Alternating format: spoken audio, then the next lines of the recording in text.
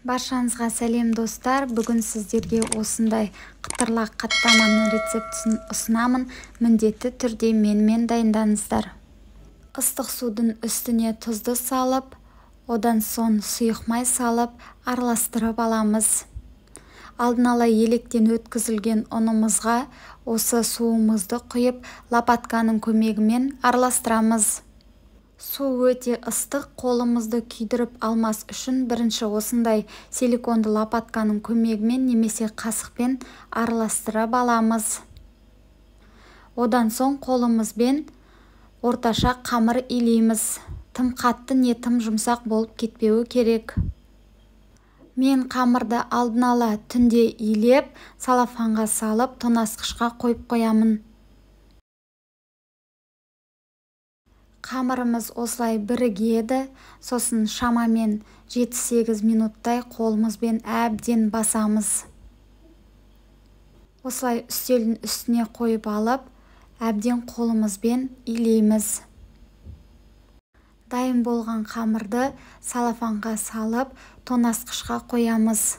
Тоңазытқышқа қою міндетті емес, 15-20 минут демалдырсаңыздар болады.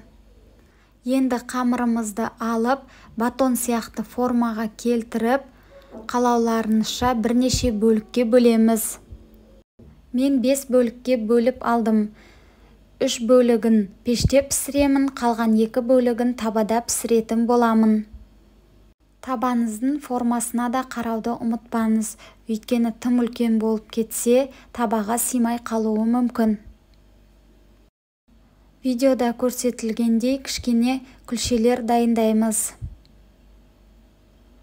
Енді салмасына пиязымызды осылай турап алып, қолымызбен әбден басамыз.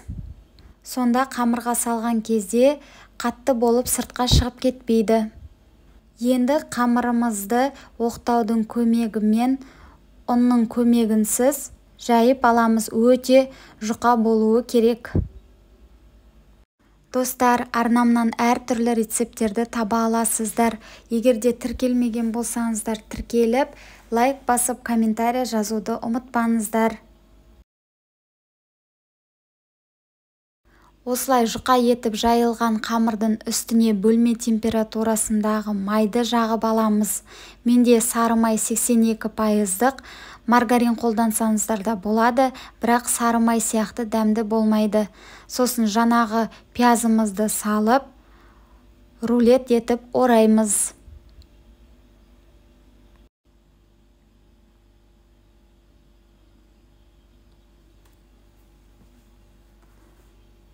Одан соң улитка секілді тағы да орап шығамыз. Барлық бөлігін тура осылай дайындап шығамыз. Одан соң мұздатқышқа шамамен 20 минутқа қойып аламыз.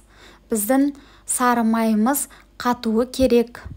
Сондықтан міндетті түрде морозильникке 20-25 минутқа қойып алыңыздар. Өйткені жайған кезде сары май сыртқа шығып кетуі мүмкін.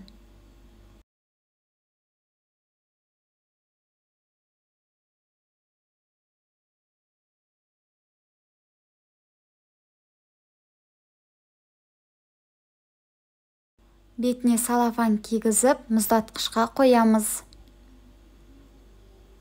Одан соң оқтаудың көмегімен жаямыз.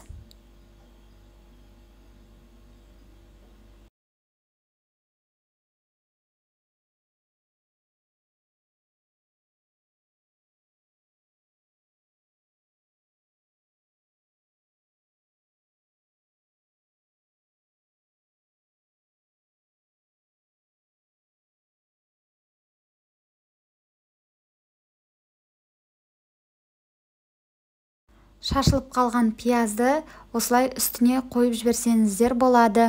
Алдын ала қыздырылған пеште қызарғанша пісіріп аламыз. Келесі бөліктерін мен табада пісіретін боламын. Тура жаңағындай жайып аламыз.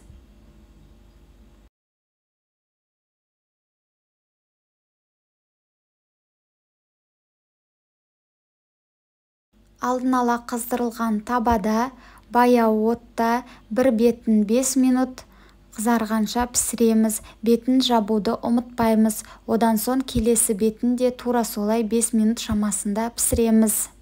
Осымен біздің оңай дайындалатын қаттамаларымыз дайын. Міндетті түрде дайындап көріңіздер. Сіздерге ұнайтынына 100% сенімдімін. Видеоны соңына дейін көргендеріңізге рахмет. Каналыма тіркеліп, қоңыраушаны басуды ұмытпаңыздар. Сіздермен болған Жібек, назарларыңызға рахмет.